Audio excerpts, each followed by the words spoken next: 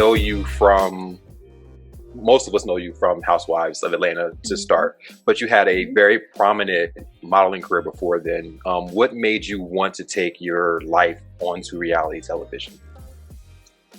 Honestly, I didn't know if I wanted to do that. It just kind of came up. I decided, at the time I was with my now ex-husband. He lived in Atlanta. I was still living in New York City. And once the relationship became super serious, we had to decide who's moving where. So we decided that I would move to Atlanta. And once I did move to Atlanta, it just kept coming up, different casting agents, kept, trying to fill it out, like wondering if I would be open to having an interview. And at the time, again, I never thought in a million years when I moved to Atlanta that I would end up on the Real Housewives of Atlanta. And, that's just keeping it all the way 100. And then even when I did decide to take an interview, I didn't even really know how it worked. I didn't know if they had cameras in your house the whole time. Like, I didn't know anything about reality television because, again, like you said, like my career really was modeling. I modeled very successfully for many years, and I was still modeling when I moved to Atlanta. I had, some very stable clients that I was flying back and forth to do shoots and stuff with. So it just happened. An interview turned into a screen test, to another screen test. And then they told me, I came on the same year as Phaedra Parks came on. And at the time, even by the time they even started talking to me, it was already in the blogs that she was going to be joining the show. And, I had never met Phaedra. I didn't know Phaedra again. I was, still new to Atlanta. So with that said, they ended up, pretty much saying, hey, you know what? You seem pretty interesting. They really at that time wanted to show women that were more, women that just were self-made, it wasn't, you didn't have to be attached to anybody that had money or whatever. Just a successful Black woman on her own. And that pretty much was my story. I had a lifestyle. It was more of a New York lifestyle, but mama had a lifestyle now, okay? You guys don't never get to see that on the show, but I had lived my life, okay? Please believe that. And, when you do it in New York, it don't even matter about the other places. So with that said, they ended up, I remember them telling me that they liked Phaedra and I both, that at the end, they would pick a housewife, and whoever had the stronger storyline would be the housewife, and the other person would be the friend. So I was like, all right, well, cool. Let's see what happens. And it just turned out, we both started filming, and it turned out that Phaedra and I were so different from each other and brought so many different things to the table that I didn't even know I didn't know what was going to happen. And then when Bravo got ready to announce it, they announced us both. And I was like, oh shit, okay, all right. Because here we go. And I will say, ignorance was bliss was a blessing for me first season because I didn't know what I was doing. Like, I'm a pretty non-conflict person. I ain't really got no drama. I'm thinking, hey, I'm just going to go over and be nice to these ladies. They're going to love me. They're going to think I'm awesome. And when I tell you, some have to roll me out, I have me looking all kind of crazy. To the point I was like, oh my God, what have I done? And of course, you have your friends saying, at that time, the reputation of the show wasn't always positive. And, a lot of my crew, my village was like, girl, I don't know if you want to go on a reality show. You have such a great name, a great reputation. And again, I was doing great. I was doing fine before the show. Yeah. And I decided, being the happy little Pisces that I am, you know what, let me just see what this is. Let me step outside of my box and see what happens. And now it's been over a decade, and here I am talking to you guys. Wow. Did you ever feel, because I feel like a lot of people, and even me, myself included, think sometimes, oh, we need the housewife that's doing the most and having the most drama. And in watching this season, I found you to be the most relatable. Like, I feel like if you're an auntie, I'm an uncle. Because I find myself relating to you the most. And you have the most hilarious scenes. And so I'm listening and hearing this moment that it was going to be between you and Phaedra. Mm-hmm. At the time, did you feel pressure to perform or anything like that? Because I never got that from you. You know what? I didn't. And that's because I didn't know. Like, Bravo never said, hey, we need you to come over here and turn up and and be this outrageous person. Like, I was me. I never really thought I was right for reality TV because, again, I knew I was never going to be the one bringing the most drama. I'm a reasonable person. I got plenty of sense over here. I don't really like conflict. And if we do have an issue, then I like to resolve it. If we can we sit down and have a drink and a conversation? So the reason that I think I have been successful on this show is because I've only just been me on the show. I've given you Cynthia Bailey. Whether you think I'm the most exciting or the most boring one on the planet, I'm authentically me. And that's all you're going to get. And it must be working for me because it's been over 10 years now. And with that comes that respect from the network. But they don't expect me to be anything else. Like, I'm having fun. Like, season 13 for me, I'm at a happy place in my life. I found love again. I show up to work every season when my contract comes in on time, every season, by the way, on time, because it's always a rumor every year for the past 11 years that I'm not coming back. And I'm always one of the first ones to get my letter. When I tell you my letter comes in on time every season. And the ironic thing about that, I've never been a friend. I've never had my peach taken. I've never even had a call from the network saying, hey, we think you need a little bit more story, or we don't think you're giving enough. I've never been in jeopardy of ever losing my job, to be honest. And that's been a blessing. And it's just so funny. Every season, like clockwork, I'm the first one they say that's not coming back. And now the gag is that Candy and I are the two housewives that have been on the show the longest, the most consistently, and look at each other. Wow. You know, and I have been that person that said, oh, she's not going to come back. But and let me say this, I've been wrong because what I've discovered is I feel like you're the heart of the show. Thank you. You know, a lot of people say that, you know, there has to be balance on the show. Mm-hmm. And one thing about me is I am not a character. I am not a desperate person to do the most for television. I'm going to give you me. And what you see on this reality show is consistent to what you will see in my real life. In real life, I really live out here on this lake. I really still do drive my little 2016 Land Rover. I know y'all tired of seeing it. I'm actually getting new cars this year. Keep your car. My car. I did already pay that off. But I'm going to go and get a new one because I actually found a new one that I like. It ain't going to be no Rolls Royce and no Bentley into that because I'm not the kind of person, I don't drive cars like that. That's just not, I'm not a flashy person, you know. And not to knock anybody that wants to drive one, you know, to each his own. That's just not my style. I would be parking. When I went to the grocery store, if I was rolled up in a Rolls Royce, I would park 5 miles from the grocery store. I'd be like, worried about somebody stealing it. I wouldn't get no rest. So I've always just been very relatable, down to earth. I think I'm always, you know, pretty much in a good place with most of the ladies on the show. You know, these ladies always come through for me. They always support everything I do. You know, I go back and forth with someone, but that's just any sisterhood. You know, even my bachelorette party, like these girls came through. They dressed as complete strippers. I mean, all this was in celebration of my new marriage, the wedding that was getting ready to come up that you guys will see at some point. You know, the engagement party. You know, they show up for me. A lot of times when some of the cast members have stuff, half of the people be like, I ain't none of this stuff. I just like, you know what I'm saying? Yeah. If it's a Cynthia Bailey moment, I ain't got no problem when coming to the Bailey Q, the Bailey Bowl, the Wine Cellar, anything that I do, they celebrate me. You know, they shady, but at the end of the day, there's love there. Yeah. Do you ever feel like, I feel like reality television puts so much of your life in front of the world. Do you ever feel like it's too much or there's too much kickback from having that much exposure, like reality television has messed up relationships or messed up friendships? Have you ever been in that situation or felt that way rather? I think that it definitely, you know, it's a little bit of pressure. I'm not going to deny that. But at the same time, I think if somebody's your friend, then they can ride with you. They can go through those ups and downs with you. You know what I'm saying? If it's real, then you can get through it. You know, in my relationships, you know, my ex-husband and I, you know, we had issues from the beginning. So I'm never going to say this show broke us up. You know, I can honestly say if I was never on this show, I would not be with my ex right now.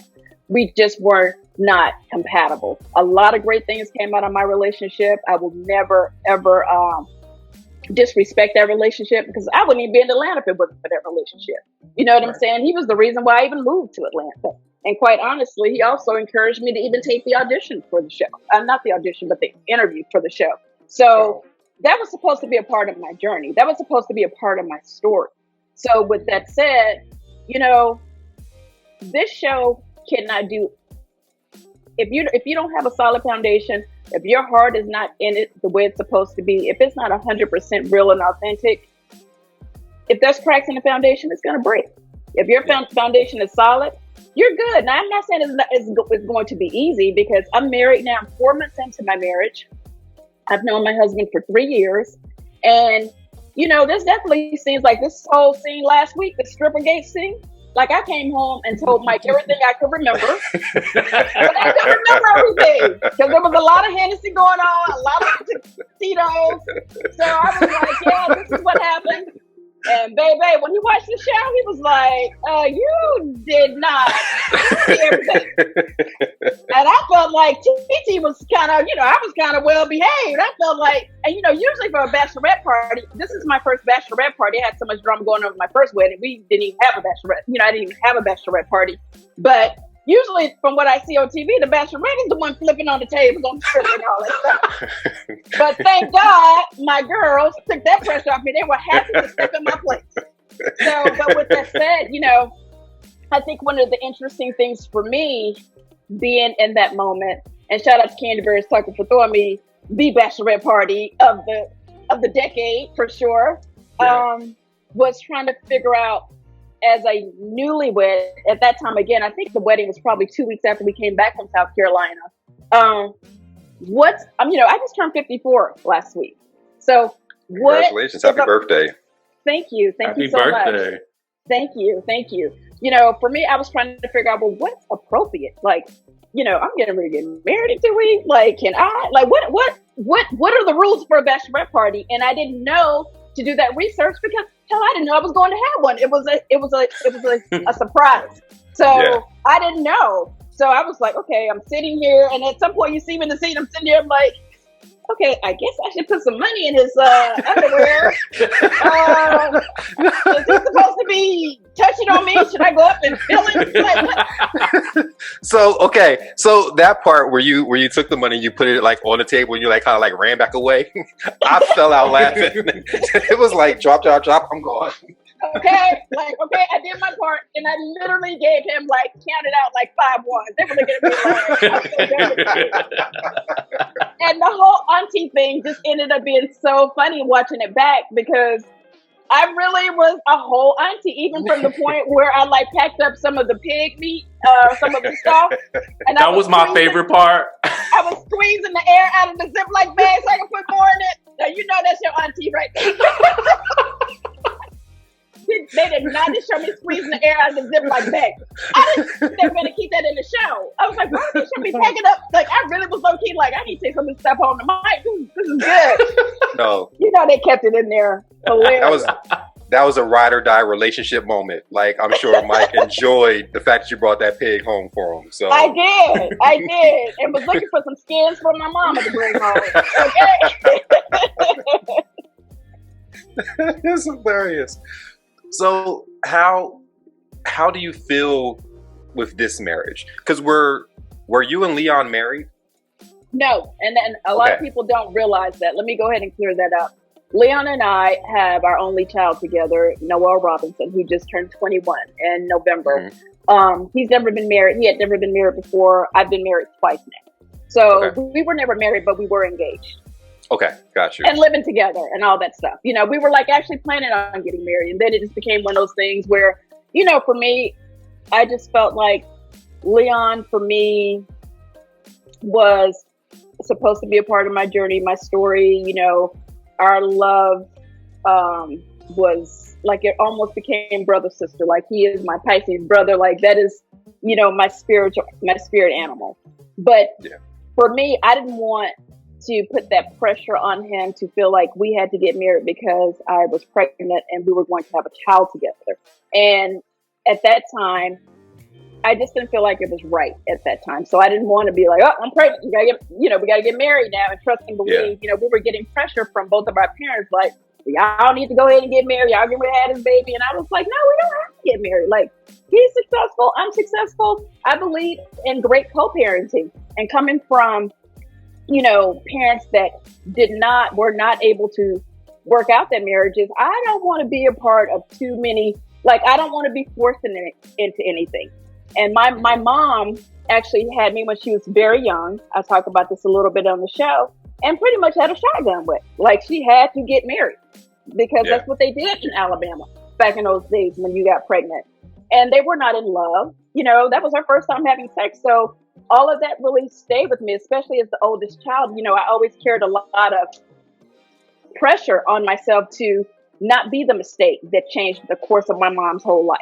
So I've always felt the pressure to make her proud and be like, see, it's great that you ended up having me so young, because look at all the great things that I'm doing. So this was, because you always feel like, my mom was a beautiful woman. She had her whole life ahead of her. And unfortunately, when she became pregnant with me, she got married and everything changed. So the relationship with your mom was I almost teared up watching you talk to your mom about the possibility of inviting, your dad. Mm-hmm. How did you maneuver through that scene and mm-hmm. getting a resolve with that? It wasn't easy. It was not easy. My mom still has a lot of feelings about, there was no real closure or resolution in that relationship. They, divorced or whatever, but I feel like, back then that's not, my mom and dad ain't had therapy and none of that. So, a lot of those things that they went through, they were young. They just made a lot of mistakes. And my mom, I didn't realize, still just was carrying a lot of anger, and my mom is not, how Black parents are. They don't really tell you really what's going on. My mom is not gonna be like, hey, this was just on my spirit, and I want to tell you how I feel emotionally about this, that, and the other. This is how I'm feeling. They don't tell you anything. They don't do that. So honestly, I was sitting up in the scene looking crazy because I'm like, wait a minute, you ain't never told me none of this on camera. We are really getting ready to be on camera right now. All this is coming out. And, my mom has always been so loving and supportive of me and everything that I do. And my daughter, Noelle, don't play when it comes to my mom, okay? Because she was very instrumental. And, although I had the nannies and stuff in New York, because, in New York, I had to work after I finished, after I had Noelle. So having a nanny is not a luxury. It's a necessity if you are, if you're a businesswoman, if you have to go to work. So I had her, and my mom was very, very much involved in Noelle's life as a child growing up. Noelle is like, she's like a second mom to her. So she don't play by her granny. So with that said, we were sitting there, and Mal wasn't really trying to help save nothing. I was like, yo, if y'all don't shut these cameras down, because this is going way to the left. Now we talking about Kenya's PSA and bringing all that other stuff. All that stuff really did cause a huge rift between the relationship with me and my dad, because, as the child in the relationship, you always want to be like, okay, y'all chose each other. I'm the product of you guys. I'm not trying to, hate this man because of what y'all went through. I just want to be in a cool place with him. I understand that you're the person that was there for us. I get that. Our story is no different from a lot of Black stories that, with families and, when it doesn't work out and, the mom is always the one holding it down. But at the same time, okay, even if the man don't come to the wedding, can I just at least invite him? At this point, I was like, we can invite him, and hopefully he won't damn come. You know what I'm saying? So I can have some peace. So yeah, that scene I was dreading that scene. I was dreading that scene because I remember when the cameras went down, I remember getting in the car and calling Mike, and I was like, that was a disaster. I was really upset, and I was like, I hate that we even went over there and talked about this.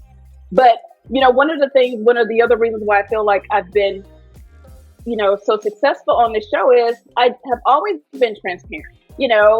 From day one, when I was married to my ex and the money ran out, like we honestly did not have money to pay this man to do this wedding. That like we just had hit, we didn't, and I didn't know. I'm not the kind of person that's gonna embellish and act like or lie and act like, oh no, we good over here, and literally they're coming to turn the lights off. Like it was really a difficult time, but I just had to be honest.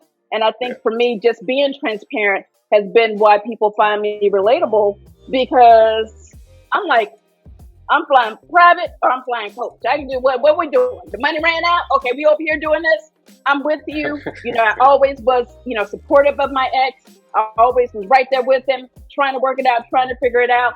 So I'm your girl. Like I'm the girl. Everybody wanted Cynthia Bailey in their life as a friend and as a wife and as a sister and as a daughter, because if I'm with you, I am loyal to a fight. I'm gonna ride with you, but when I'm done, mama done. So the wheels fell off. Like okay, they off. Okay.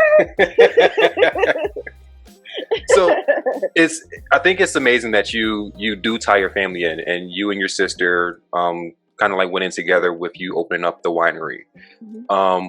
What made you want to do that? Like why wine?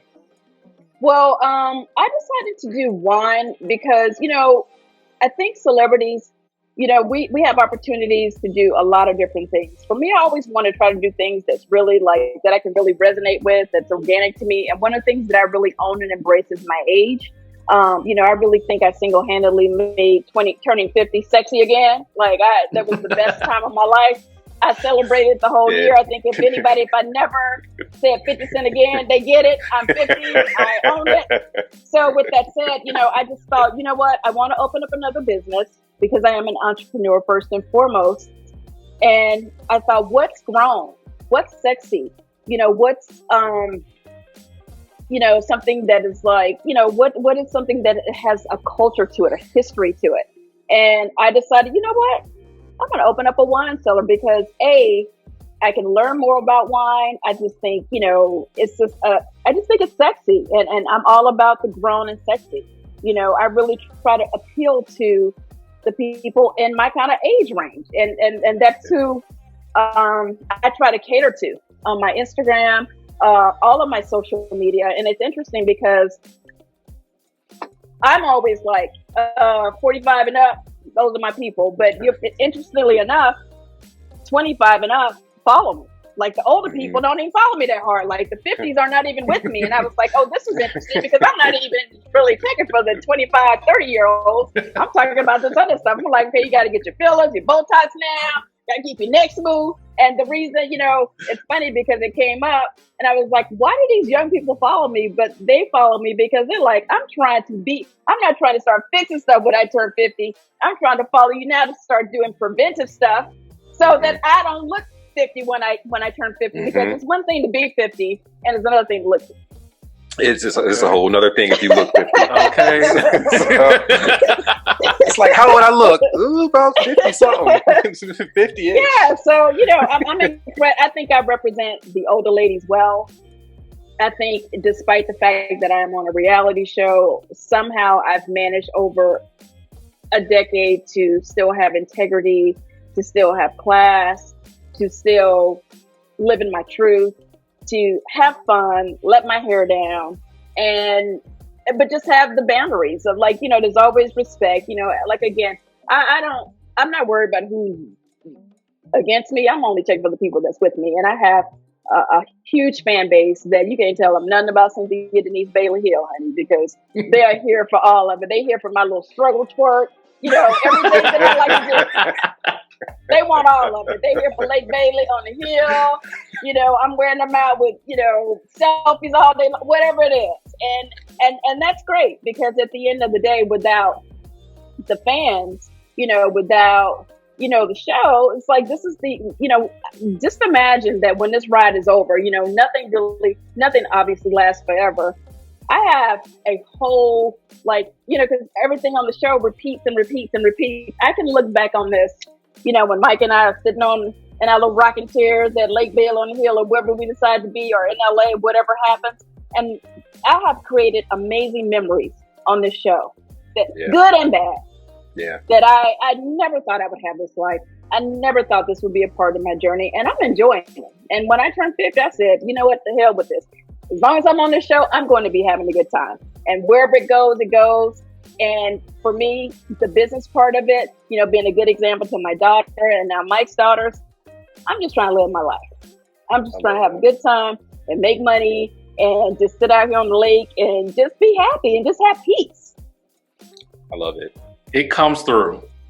Thank you. Thank you so much. And that's so important because even my castmates, we just had to do a COVID test, and I ran into Shamia and we were just talking about, you have the reunion and stuff coming up. And we were laughing about the season finale is actually a Friendsmas that I do here at Lake Bailey.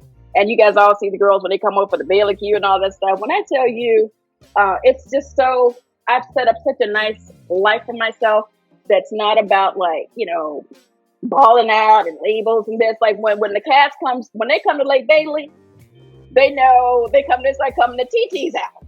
Like they have a good time. We packing up food in aluminum foil. You know what I'm saying? It's just, I've just really managed to create a quality of life. And then found me a man in the process too, because I was happy without Mike. I'm a hell of a lot happier with him.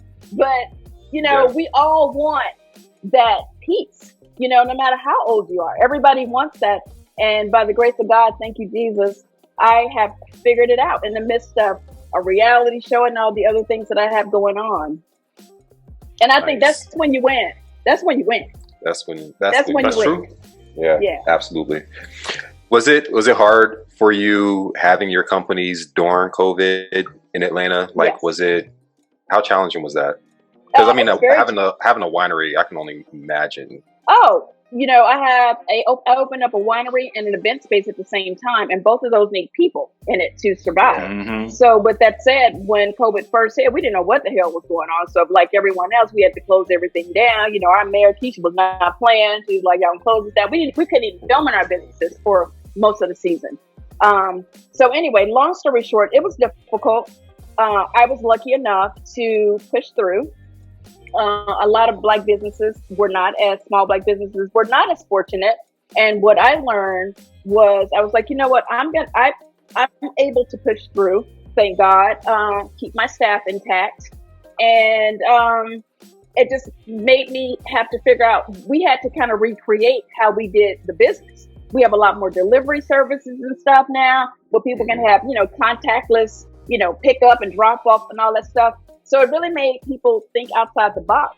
And a lot of entrepreneurs were created during the pandemic because people lost jobs. People had to figure it out. And I think one of the things that really bothered me, other than, you know, people, you know, dying from COVID, was the fact I was like, wait, so if you don't have a job, because now you can't probably get a job now because it's COVID, how are people feeding their families? So I really, you guys will see on the show where I do a Black-owned business pop-up shop. I started making it my mission to support small Black-owned businesses. You know, the ones that made it, you know, the ones that are still struggling to get exposure. If you go on my stories now, every day I'm posting, like people send me stuff and I just post and shout them out to just try to get them that exposure. And I definitely plan on continuing my Black-owned business pop-up shops, because when I tell you, as soon as we posted that, I had people from all over the world. I was like, wait a minute, we are in Atlanta. Like, I wasn't expecting people from, you know, California to want to come and do a pop-up shop, but everyone has, you know, different products. Social media has changed the game. You know, anything in that lane is something that I resonate with, because I'm a hustler at the end of the day. Like, when this ends, when Housewife ends, trust and believe, y'all ain't seen the last of me, because I'm still going to be working. I'm going to be on somebody's TV doing something, because I've been doing that since I was 18 years old. And that's just what it is. So I promote and support small Black-owned businesses because I am a Black-owned business owner. And when you take care of Black people, like by me having businesses, I get to create Black jobs for Black folks. Mm-hmm. And that helps the Black community. And it all just works together. So I personally want to make sure that I do everything that I can to keep the Black community, you know, prospering. Like, we need jobs. And if I'm in position, I'm not saying I ain't gonna hire nobody white, but I'm gonna mostly have Black folks, because that's, you know, I'm gonna take care of my people first. They take care of me and I take care of them. And that's how it should be. No, absolutely. Absolutely. After Housewives, not even that. If offered the opportunity to do this All-Stars housewife, go onto an island that's being talked about right now on social media, would you do it? And who would you want from other cities to be on the show with you? Oh, wow. Well, Bravo has not officially announced who the first set of All-Stars will be, so I can't really confirm or deny or really get too much into that. I will say that I think from a fan perspective, it is such an amazing idea to incorporate us all. I can't tell you how many times, I get, my fans saying, oh, we want you to go to Beverly Hills sometimes and then come back to Atlanta. Like, they love the crossover housewife situation. So I think this is something that is very right on time. I think it's going to be hugely successful.